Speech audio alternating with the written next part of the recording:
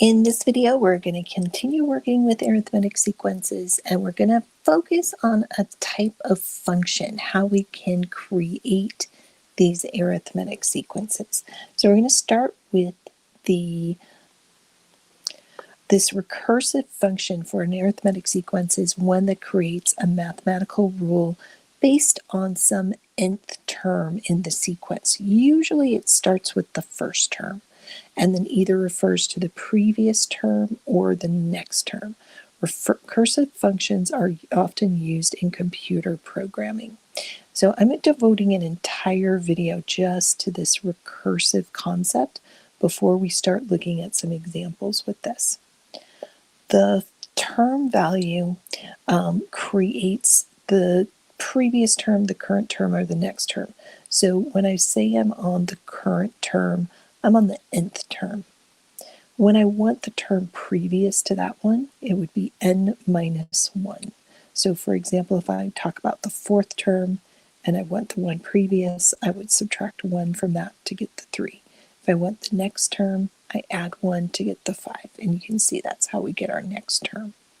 So the sequence value, or a sub n.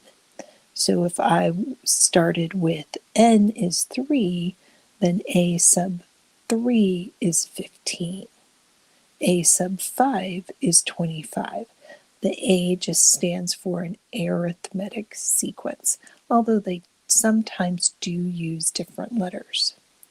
Now to get the previous value in the sequence, or the a sub n minus 1, remember n minus 1 means the previous term.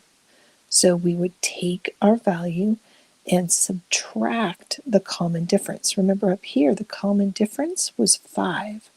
So if I take this 20, subtract 5, I get the previous value. When I add the 5, I get the next value.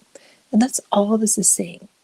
What this is very tricky notation that means something very simple. Let's take a look at the simple example here. I've got n equals 6, so my current term is the sixth term. Then this says that a sub 6 is 15. My common difference is 4. So let's put this all together. I'm going to write out that a of 6 equals 15.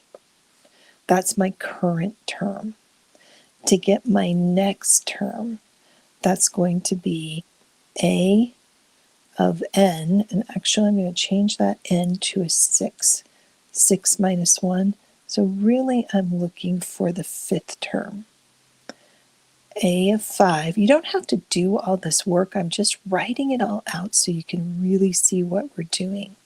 A sub 5 would be 15 minus the 4, minus the common difference, which is 11. So the fifth term in this particular sequence would have been 11. If we think about up here, if I want the next term, I start with the sixth term, I add 1. That will give me the seventh term.